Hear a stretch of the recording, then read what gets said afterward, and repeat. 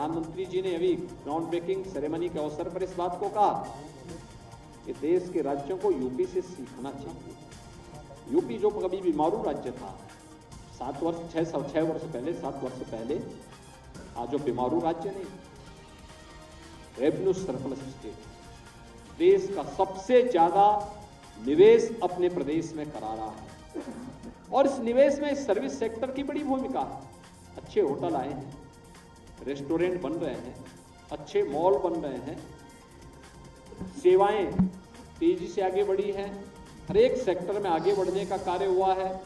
नए नए गाइड पैदा होकर के लोगों को पर्यटन के क्षेत्र में आगे बढ़ाने का कार्य कर रहे हैं।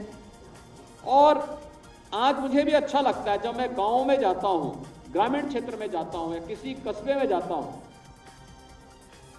वहां मुझे कोई धर्माचार्य मिलता है, वहां का कोई बुजुर्ग मिलता है, उस क्षेत्र के कोई महानुभाव मिलते हैं, अलग अलग जीवन के अलग अलग क्षेत्र में जिनके पास एक अनुभव है, और जब उनसे चर्चा होने लगती है तो मुझे बोलने लगते हैं कि देखिए हमें एक काम आपका बहुत अच्छा लगा। मैं पूछता हूँ क्या हो गया?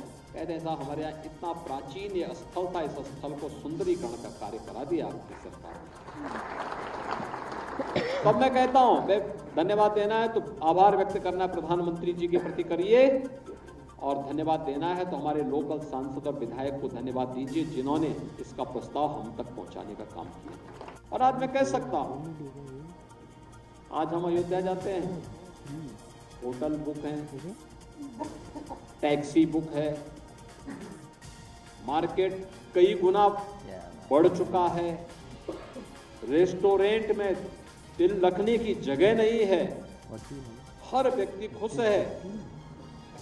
और न केवल अयोध्या का बल्कि लखनऊ के होटल भी फुल हैं, वाराणसी के फुल हैं, गोरखपुर के फुल हैं, प्रयागराज के फुल हैं। ये चीजें दिखती हैं कि कार्य हुआ तो उसके परिणाम भी हमारे सामने आए हैं। लोग आना चाहते हैं, दुनिया आना चाहती है, दुनिया देखना चाहती है।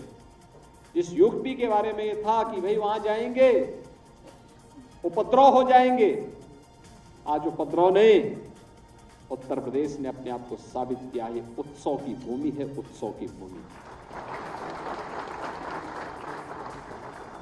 जिस उत्तर प्रदेश के बारे में कहा जाता था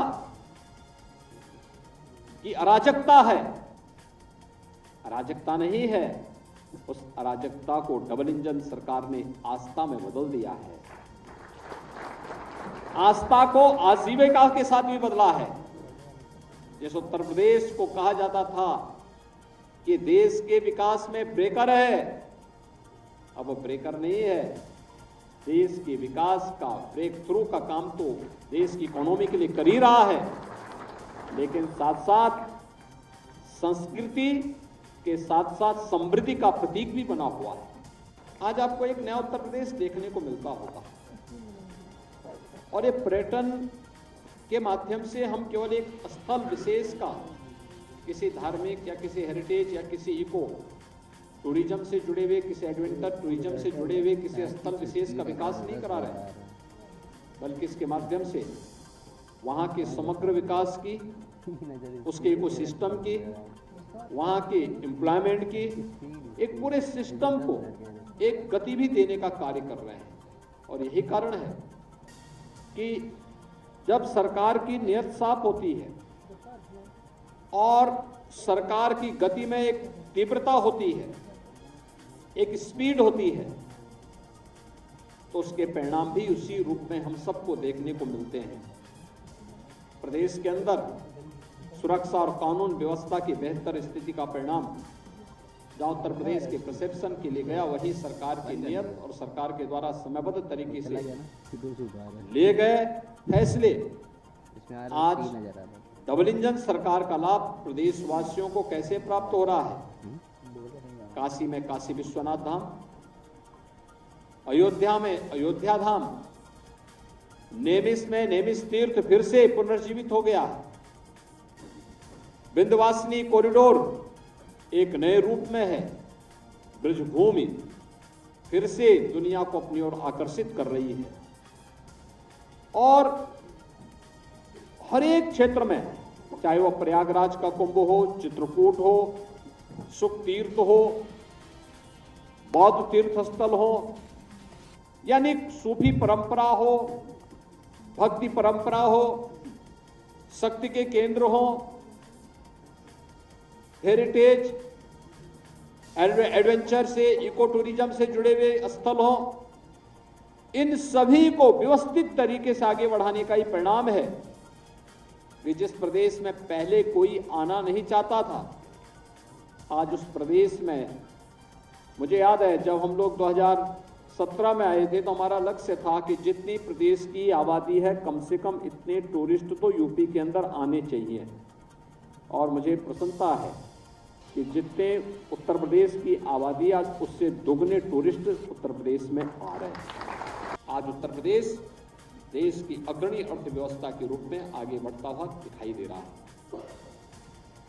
एक और हमने स्पिरिचुअल टूरिज्म को तो काफी प्रमोट किया। अब हम लोगों ने बुंदेलखंड के किलों पर कार्य करना प्रारंभ किया, या प्रदेश की प्राचीन ऐसी इमारतों को, प्राचीन किलों को हम होटल के रूप में और अन्य पर्यटन की गतिविधियों के केंद्र बिंदु के रूप में कैसे विकसित कर सकते हैं, इस पर भी हमारा कार्य चल रहा है। और मैं चाहूंगा कि बहुत तेजी के साथ विभाग को इस कार्यक्रम को लेकर के आगे बढ़ जाना चाहिए। बिना संकोच के पॉलिसी लाइए, उस पॉलिसी पर प्रभावी ढंग से अमल करते हुए आगे बढ़ जाइए। मुझे लगता है देश और दुनिया यहाँ की तरफ देख रही है, आना चाहती है, उसको आकर्षित करने की तैयारी हमें करनी चाहिए। Tourist map, digital tourist map आप तैयार करिए, साथ ही साथ अलग अलग टीमें अलग अलग तरीके से कार्य करें। और हमारा प्रयास होना चाहिए हर एयरपोर्ट पर, हर रेलवे स्टेशन पर, हर बस स्टेशन पर एक टूरिस्ट डेस्क भी आपका तैयार होना चाहिए। आपका एक वहां पे टूरिस्ट फेलो वहां मौजूद होना चाहिए जो लोगों को इसके बारे में गाइड करे, बताएं, हर प्रकार की सेवा के बारे में वहां बताएं, वहां के टूरिस्ट के महत्वपूर्ण स्पॉट कौन से हैं, कहां कहां लोगों को जाना है, इनके बारे में बताएं, रहने की व्यवस्था क्या है, खाने की व्यवस्था क्या है, अलग अलग उसमें आपको इन सभी चीजों को आगे बढ़ाने की तैयारी करनी चाहिए। यूपी इतना लंबी रेखा यूपी खींच लेगा कि कोई दूर दूर तक दिखाई नहीं देने वाला है। उसकी तैयारी के लिए हमें आगे बढ़ने की आवश्यकता है और मजबूती के साथ आगे बढ़ने की आवश्यकता है। हमसे जुड़े रहने के लिए हमारे चैनल को सब्सक्राइब करना ना भूलें, साइड वाला लाल बटन जरूर दबाएं।